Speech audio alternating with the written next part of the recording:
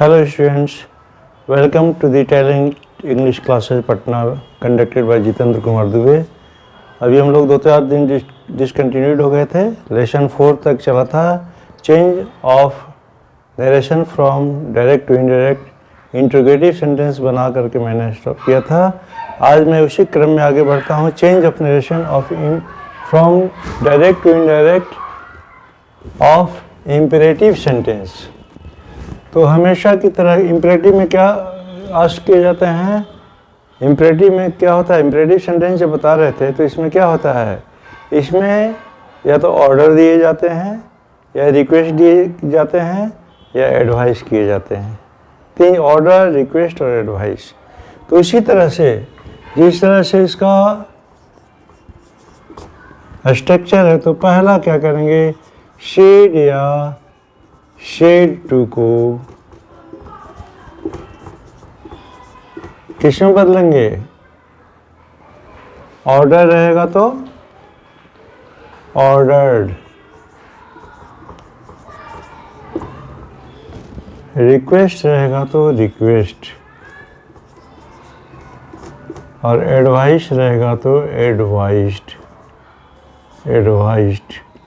Requested, advised. Shade या shade to को ordered, requested या एडवाइस्ड में बदल जाएंगे। अब आपको ये पता करना है कि वो ऑर्डर है कि रिक्वेस्ट है कि एडवाइस है। वैसा नहीं होना चाहिए कि उसने ऑर्डर दिया कि प्लीज़ मुझे अपनी कलम दे दीजिए। ऑर्डर है ये। ऑर्डर ये हुआ कि यहाँ से बाहर चले जाओ, हमारी नज़रों से दूर हटो, एक गिलास पानी लाओ, ये सब ऑर्डर हुआ। हाँ, please give me a glass of water, request हो गया। प्लीज़ सब जब लग जाएगा तो रिक्वेस्ट हो जाएगा। अभी आपको ये डिसाइड करना है कि ऑर्डर है कि रिक्वेस्ट है कि एडवाइस है। अगर कुछ नहीं, ऑर्डर, रिक्वेस्ट, एडवाइस में कन्फ्यूजन हो रहा है तो विश्ड में लिख दीजिए। विश्ड मैंने इच्छा व्यक्त किया। अगर कोई पता नहीं चले तो ऑर्डर है कि रिक्वेस्ट है कि एडवाइस है तो विश्ड। ऑलराइट, विश्ड मैंने चाहा, इच्छा व्यक्त किया। ऑलराइट, रूल 2 में क्या करेंगे?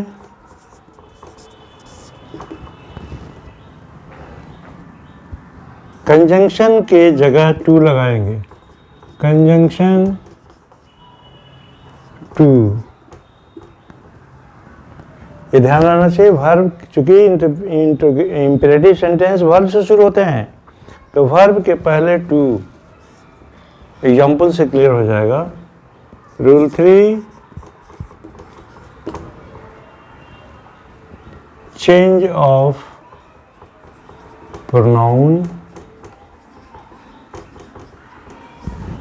Rule 4, change of other words. ये कोई जरूरी नहीं लिखना, लेकिन फिर भी लिख देते हैं कि कोई किसी तरह का कंफ्यूजन नहीं हो। जैसे Raju said,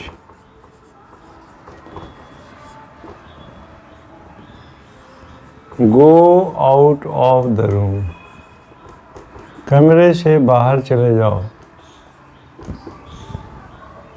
go out of the room, तो ये क्या है? ऑर्डर है ये। राजू ऑर्डर्ड टू, वर्ब लिख देंगे go out of the room. इसमें कोई प्रोनाउन नहीं है, कोई तरह का झंझट नहीं है। जनरली रिक्वेस्टेड, ऑर्डर, एडवाइस लिखने के बाद टू लगा देते हैं तो लगभग इम्पेरेटिव का नरेशन चेंज हो ही जाता है। लेकिन अगर प्रोनाउन वगैरह है, जैसे शीला शेड, प्लीज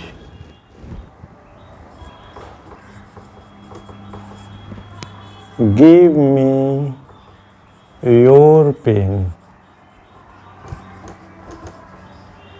देखिए ये क्या है? प्लीज क्या रिक्वेस्ट बताता है। शीला requested टू रिक्वेस्ट लगा देंगे तो प्लीज नहीं लगाएंगे। रिक्वेस्ट ऑलरेडी डिनोट करता है कि ये रिक्वेस्ट है, प्लीज रिक्वेस्ट करने वाला वर्ड है। तो रिक्वेस्टेड टू गिव, अब देखिए प्रोनाउन आ गया इसमें, मी कौन कह रहा है, शीला के लिए आया है। तो गिव हर योर पेन। तो अगर यहाँ हम क्या बताए हैं कि सेकेंड पर्सन का प्रोनाउन रिपोर्टिंग ऑब्जेक्ट के अनुसार बदलता है, यहाँ पे कोई रिपोर्टिंग ऑब्जेक्ट नहीं है तो third person, his pain, my pen कुछ नहीं थे, लेकिन मैंने नियम बताया था कि थर्ड पर्सन, अगर यहाँ पर सेकेंड पर्सन का प्रोनाउन हो और यहाँ पर रिपोर्टिंग बताते हैं कि रिपोर्टिंग ऑब्जेक्ट के अनुसार बदलता है, यहाँ रिपोर्टिंग ऑब्जेक्ट ही ना हो तो क्या कर देंगे कि इसको बस एट रैंडम थर्ड पर्सन में बदल देंगे।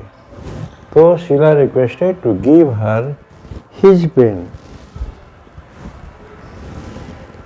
देखिए और एग्जाम्पल देते हैं, क्लियर हो जाएगा। क्या एग्जाम्पल, जैसे Ravi said to me,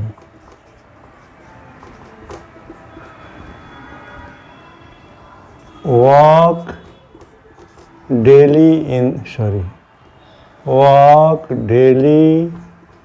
in the morning.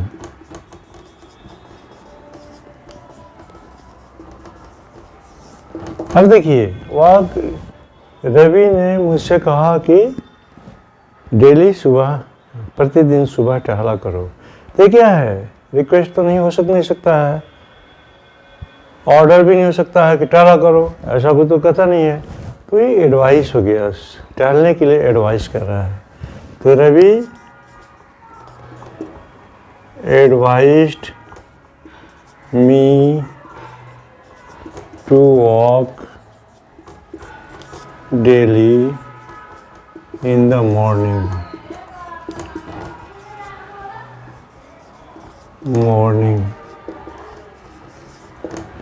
अब देखिए एक निगेटिव भी हो सकता है, ये रिपोर्टेड स्पीच निगेटिव भी हो सकता है। उसमें क्या करेंगे, जब निगेटिव रहेगा तो जैसे the teacher said do not disturb the class.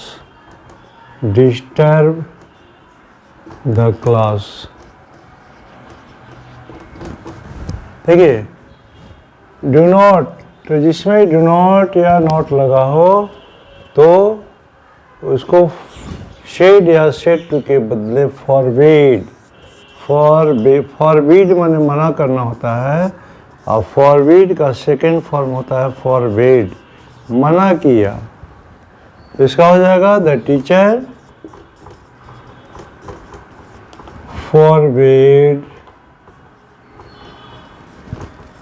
Do not हटा देंगे, फॉरबेड मैंने मना किया, to forbade to disturb the class.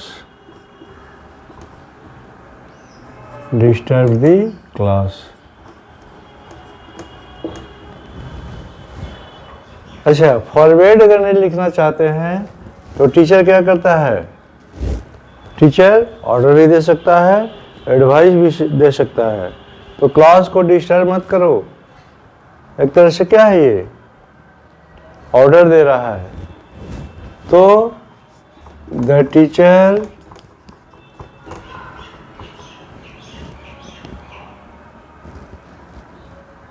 Advice भी कह सकते हैं, एडवाइस्ड, ऑर्डर नहीं, कोई ऐसा क्लियर ऑर्डर नहीं, एडवाइस्ड। नॉट लगाना चाहते हैं, advised not to disturb the class, not to disturb the class. हाँ, ऐसा नहीं होगा कि देखिए टीचर ने क्लास डिस्टर्ब करने से मना किया, फॉरवर्ड मैंने मना किया, द टीचर ने सलाह दिया कि हाँ क्लास डिस्टर्ब नहीं करने के लिए सलाह दिया। कि क्लास डिस्टर्ब मत करो। अब ऐसा नहीं कह देना कि forbid not to disturb the class, class disturb नहीं करने से मना किया। मतलब क्या हो जाएगा, दो बार double negation makes an affirmation, दो बार नहीं नहीं हो जाता है ना, तो अफर्म करता, स्वीकार कर। भाई इसका अर्थ क्या हो जाता कि द टीचर ने, अगर फॉरवर्ड यहाँ रख देते, टीचर ने क्लास डिस्टर्ब नहीं करने से मना किया, मतलब डिस्टर्ब करने के लिए कह दिया। ऑलराइट, सो इस तरह की बातों पर थोड़ा गौर करना है, ध्यान देना है। और इस तरह से मैं आज इम्परेटिव सेंटेंस का मैंने एक्सप्लेन किया कैसे डायरेक्ट से इनडायरेक्ट बनाएंगे, और अगले क्रम में हम चलेंगे कल ऑप्टेटिव और एक्सक्लेमेटिव सेंटेंस का नरेशन नेक्स्ट लेक्चर में मैं ख़त्म करूंगा। और इस तरह से आप टैलेंट इंग्लिश क्लासेस पटना के थोड़े से भी अगर इस चैनल से लाभान्वित होते हैं तो students and audience please like, share, comment and this channel. Then thank you very much. Thank you students, thank you audience. ठीक ना।